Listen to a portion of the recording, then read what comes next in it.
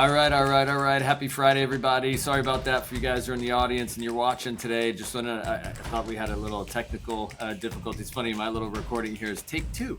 Yes, it is take two. So just want to welcome everyone to the Clear channel. Please subscribe if you can. Obviously, share it with friends or family. Our mission is to help change the world one leader at a time. We have a lot of pretty awesome speakers coming on over the next few weeks, but I wanted to spend today and cover a topic that I think is really, really important to you succeeding in your life. There's a study done by Dr. David McClelland, a Harvard study. And I'll just start there. Harvard, you may know that school. It's an Ivy League school. It's a school that I never got into and never tried to get into because I wasn't smart enough. But a Harvard study over 25 years. And Dr. David McClelland was trying to figure out what was the key thing that people did to succeed? What was a characteristic of achievement by motivated people? Like what is it that all these people had in common that helped them succeed at a high level?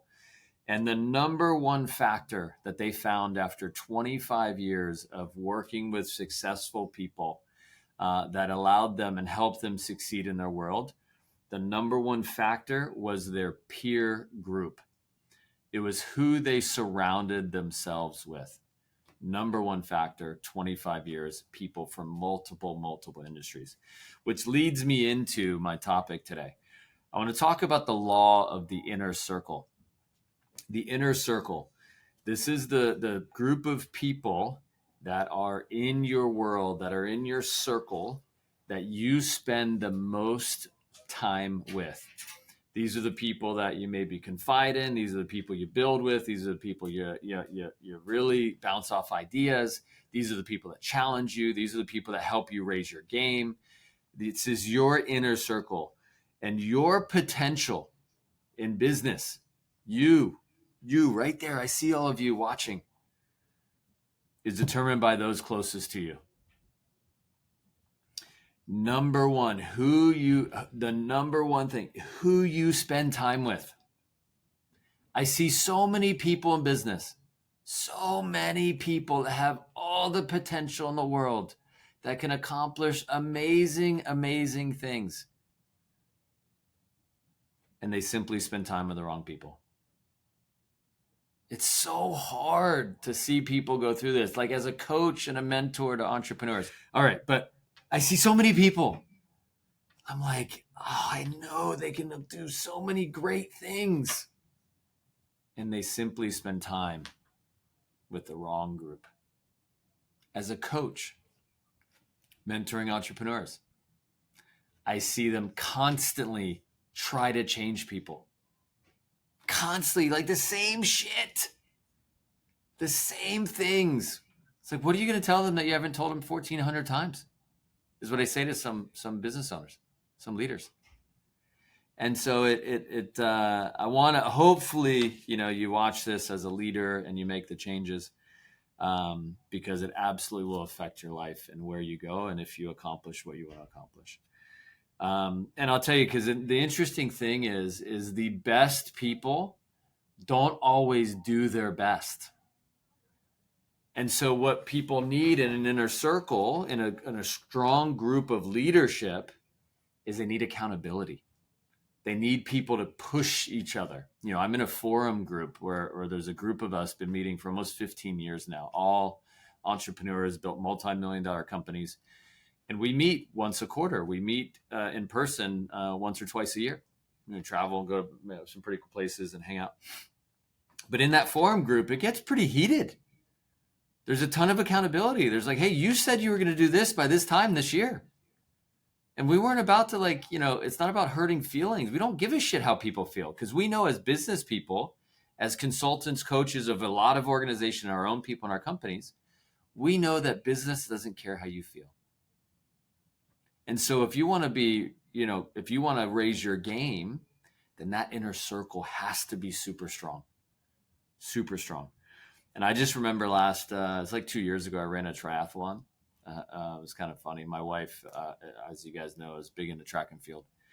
And it was very interesting to me to see the different heats go out in the swim part of the triathlon, and then how the people come in and then jump on the bike and ride the bike for 10 miles. It was a sprint.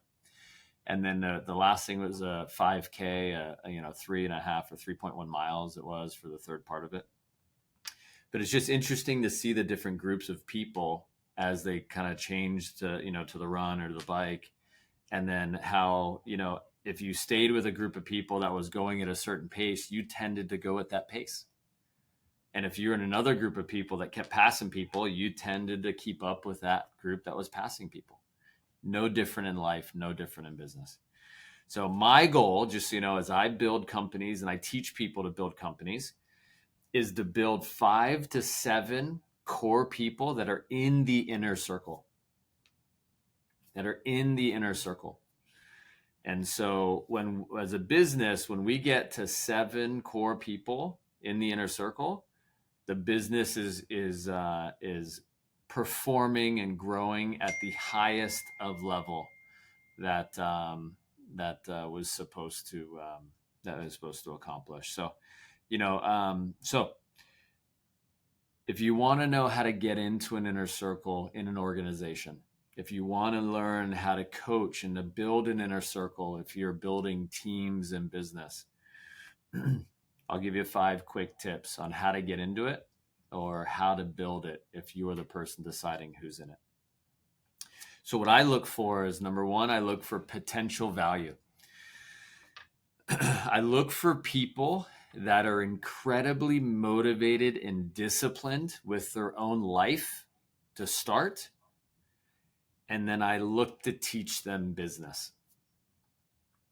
So on the flip side of that, people that aren't motivated or aren't disciplined, that talk a big game and have little action and don't back it up, I don't spend a lot of time with them. I don't look to bring them into the inner circle. Not to say that at some point of their life they may make changes and they may lean into it and they may become that person that has that type of potential value.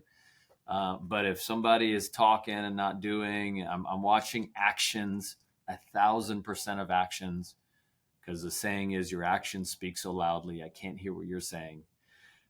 So I look for potential value though, but those who raise themselves up, those who are independent and can handle themselves, they can be a part of a group of individuals that will definitely raise each other up. So number 1 is potential value. The second thing I look for is positivity. So the positivity of somebody's values. So someone who simply is fun to be around and has great energy and they have optimism and they see the good in things. I want to be around that person. I want to take that person and teach them business. So on the flip side of that, if someone is not positive and they always see the negatives and they always do something, they're just not, seeing the silver lining and whatever, they're always complaining. Of course, we don't want that person around at all. We want to actually eliminate that person from the culture, right? Because the likability factor and being positive is huge when it comes to a team, because things happen, right? So I just think about the boys that I coach, the 10-year-olds, right? Like we get scored on. If someone's going to lose their mind because we go down a goal, they're going to sit on the bench. We're going to pull out of the game and put someone else in because they can't keep themselves positive. So that's number 2 is positive. I look for positivity. Number 3 is personal value. So what I mean by that is someone who challenges me as a leader. Someone who brings a lot to the table and they ask questions and they're confident and they want to do more and they push the envelope. Why do we do this? Why do we do that? There's a better way. I think if we do this and this, we can change and we can be better. That's huge. I love that. And I want someone to be themselves. I want them to be confident. I want them to be their own individual, right? Because then they're going to look at business differently. I'm not looking for people that are like me. I'm looking for people that are completely different than me, because all of us added together can create an awesome inner circle. But I'm looking for someone that is strong and they bring strong ideas and they want strong action. They do strong action, but it makes me stronger as a leader. I'm looking for that for sure for my inner circle. Number 4, I'm looking for someone who is highly productive. Someone who simply raises the bar. There's a young lady that I coach. Her name's Adrienne, and she is, man, incredible. Ever since she's been in the organization that I coach and a bunch of partners we have, in the last 6 or 7 years, she's always been a pace setter. And it's pretty incredible because I hadn't seen someone do something like this ever since I've been in business. And the funny thing is, when it talk about personal value in the last one, they make you stronger. Every year she says, "Hey, are you going to keep up with me?" And I was like, "Just so you know, you are the only one I'm competing with." Every year. And then the second piece of that is she just simply raises the bar. She outproduces and has been outproducing people that have been around, including me, in her own office, in her own location. She has her own set of standards. She doesn't care about what people are going on around her. She sets the bar high and she goes up. She plays to her potential, right? And I'm looking for people, especially in the industry that I'm in, where it's sales and driving revenue for big companies. So someone who's highly productive and raising the bar and challenging the status quo and is removing all the limiting beliefs from peers around them, I'm looking for that person to be in the inner circle for sure. I'm going to spend a lot more time with them and develop them at a higher level, at a faster rate, and give them incredible opportunities, take them to the World Cup, take them to the Olympics this summer. Like the things that I do when I have fun, I am pulling those people in. There's another guy, Jason, I coach. Again, under 3 years of being an entrepreneur. I happened to go to Miami for a day or two to see Messi play. And I just called him and said, "Hey man, you want to meet me in Miami?" I'm going to spend time with him. He's a pace setter, setting the pace at a high level. I want to hang out. I want to get to know him. I want to spend more time. I'm going to give people unique opportunities as a coach when they're highly productive. So production value is number 4. And number 5 is proven influence. Proven influence. So I'm looking for people to be in my inner circle who, I would say naturally, but they have the ability to influence others because of their example, because of their positivity, because of their performance, because of how they take care of their potential, their own personal habits. They then impact others to lead. So this leader is multiplying leadership, multiplying the positive impact of people. I want those people in my inner circle, right? And that's the same thing any company in the planet does. They have leaders who lead different parts of the company in the board of the organization. They have the leader of the marketing team. They have the leader of the finance team. They have the leader of the legal group. They have the leader of the customer service group. Because these people individually are strong leaders, they then turn around and mentor and develop leaders around them. So they're proven influence, and leadership is not easy, right? So leaders are always on stage. Leaders always are being looked at. Leaders are always questioned, right? So to be a leader in the business world is difficult. But those people that attract and develop, probably attract first is really important, because strong leaders will attract other great leaders to them. And again, in any organization and customer service and whatever. And then they actually spend the time to develop those people. I want that person in my inner circle. So just in review, again, if you're building a team, you're in a position where you want to have great people around you. One, if you just want to be successful yourself, you should think about your inner circle. Think about those people around you. Again, a 25-year study, David McClelland by Harvard. That is the number one thing that will determine your success in this world.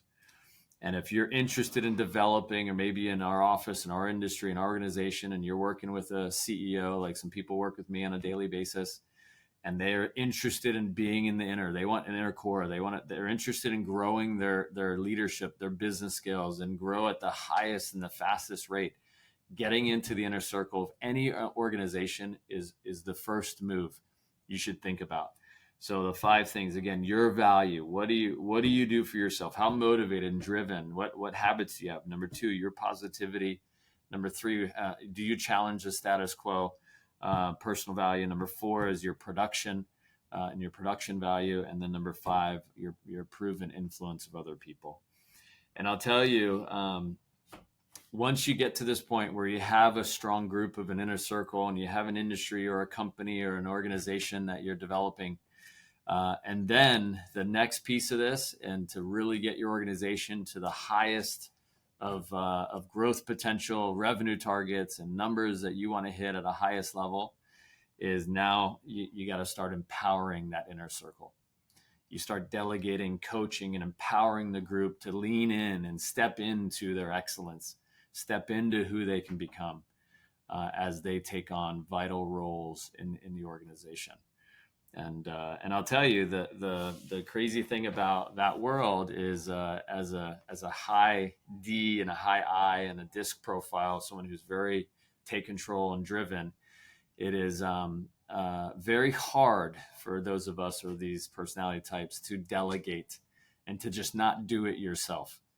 Oftentimes I find myself just want to freaking take control of things and do it. But I realize if I continuously do that over time, it actually ruins the person and their experience, and they don't ever lean into what they can accomplish. And although initially the productivity and the results may not add up to what you could probably do yourself as a leader of an organization, of having a strong inner circle, but over time, if you pick the right people and you have the right people in that inner circle, it will actually catapult your organization to an entirely new level. So I want to share with you guys today. I know I had a chance to travel this week. We had a conference in our industry out in Chicago. It was great seeing all of our partners in the business. Got me thinking a lot about what it takes to succeed. And I just remember being in my early 20s and dreaming about being successful in controlling my life and having the freedom to do what I want when I wanted. And I just was curious. And the initial thing was I just wanted to learn. I just wanted to get myself in front of the best in business. And I wanted to figure out, who they are and what they do and how they carry themselves and all these little things they did to increase their, their wealth, their influence, and to create the freedom that I wanted in my life. And I didn't have a channel like this. I'll tell you that. I didn't have the phone that had the podcast and the YouTubes and whatever, where the information is out there. You can go get it. I had to pick up, one of these books back here behind all my pictures and stuff. And I had to physically read books. And I can tell you, I've read over 300 books at this point in my last 20 years of successful people, of business people, and I didn't even pick up one book in college. And actually, maybe I did. It was called an open book test. That's right, when I opened a book. But when it comes to business, I knew if I read and I educated myself and I leaned into learning the things I had to learn, I would eventually start moving towards the things that I wanted to accomplish. So hope you enjoyed this. Hope you take this, you turn around and you teach it to someone empower and develop yourself. The mastery comes from not just learning and taking notes. Mastery comes from teaching others what you learn. So happy Friday. Thanks for jumping on today. And please subscribe. We'll talk to you guys soon. Take care. Bye-bye.